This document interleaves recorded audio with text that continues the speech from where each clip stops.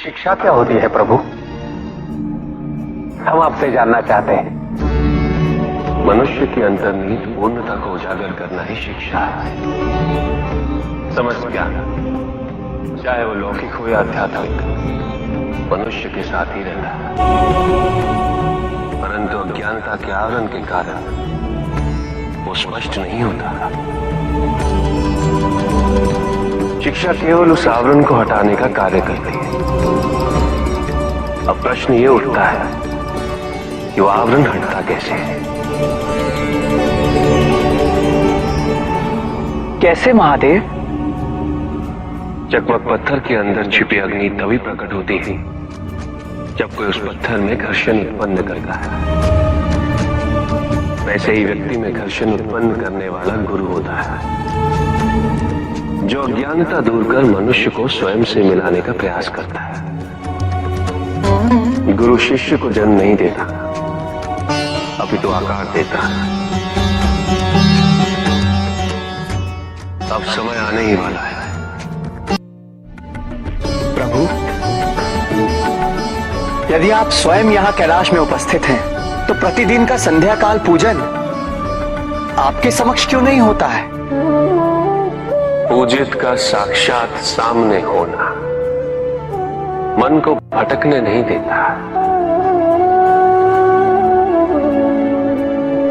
किंतु जो सच्चे भक्त हैं, भगवान तो उनके मन, उनके हृदय में निवास करते हैं। जिनके हृदय में श्रद्धा है, उनके लिए पूजा करने हेतु अपने आराध्य का साक्षात सामने होना अनिवार्य नहीं।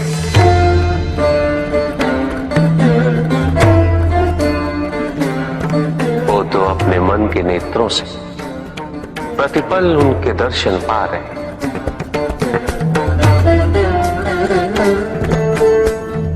उनकी प्रत्येक अनुभूति में भगवान है।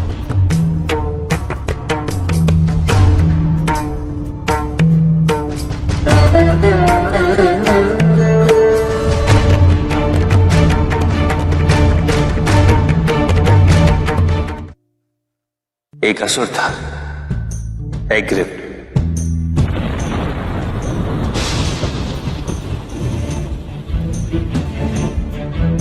एक दिन वो ब्रह्मलोक गया।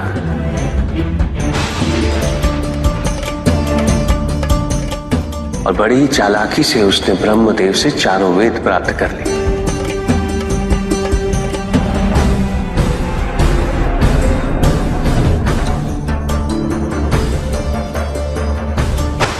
और जाके समुद्र में छुप गया।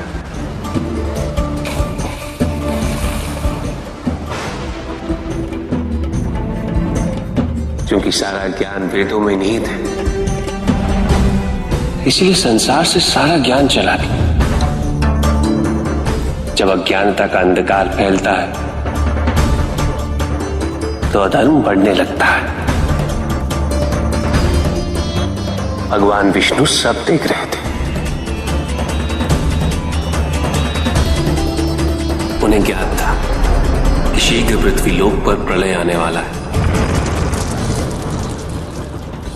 एग्रिप के साथ चारों वेद भी लुप्त होने का भय था।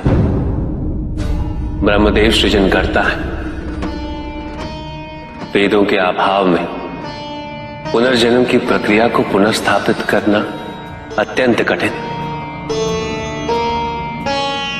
इसीलिए एग्रिप से उन वेदों को पुनः प्राप्त करना अनिवार्य था।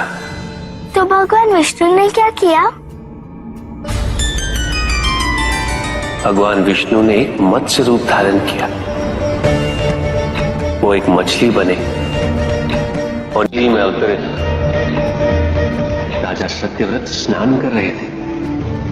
एक छोटी सी मछली उनके हाथ में आ गई।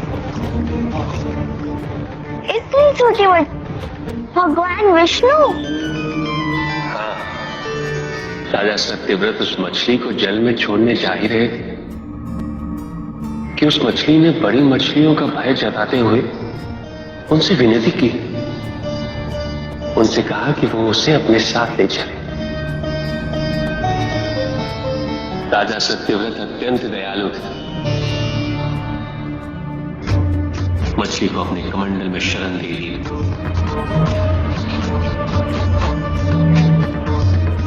और अपने महल में ले गए।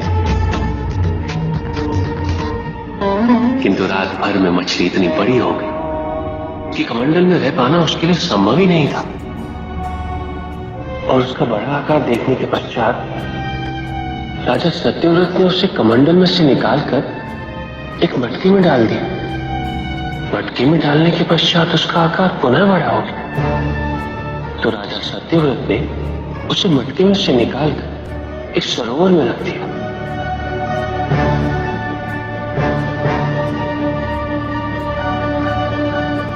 किंतु उस एक ही रात में सरोवर में रखने के पश्चात भी उसका आकार इतना बड़ा हो गया कि उसे नदी में रखना पड़ा। किंतु नदी में रखने के पश्चात भी उसका आकार पुनः बड़ा हो गया और इतना बड़ा हो गया कि यदि उसे महासागर में नहीं रखा जाता तो उसकी मृत्यु निश्चित थी। राजा सत्यव्रत उसे महासागर की ओर ले गए।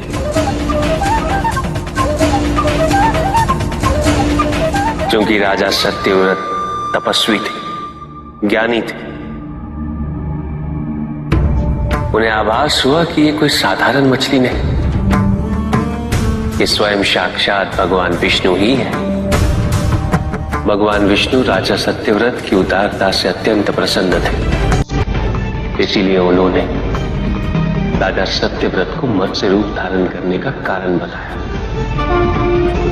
साथ ही उन्होंने सत्यव्रत से कहा कि आज से 7वें दिन प्रलय आएगा, समस्त पृथ्वी जल में समा जाएगी। किंतु आप सप्त ऋषियों के साथ साथ अनाज, वनस्पति व अशुद्धों की प्रत्येक प्रजाति के बीज और प्रत्येक पशु का एक एक जोड़ा लेकर एक विशाल नौका में सवार होकर मेरी प्रतीक्षा कीजिएगा। केवल एक ही स्थान ऐसा होगा जिसकी ऊंचाइयों को जल छू नहीं पाएगा। मैं लौटूंगा और आपको वहां लेके चलूंगा। ऐसा कौन सा स्थान था? हिमालय पर्वत, अर्थात तुम्हारी माता के पिता हिमावत।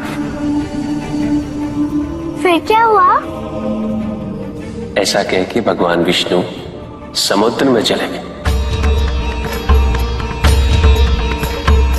और अपने मत्स्य रूप में उन्होंने हिग्रीव को ढूंढ निकाला।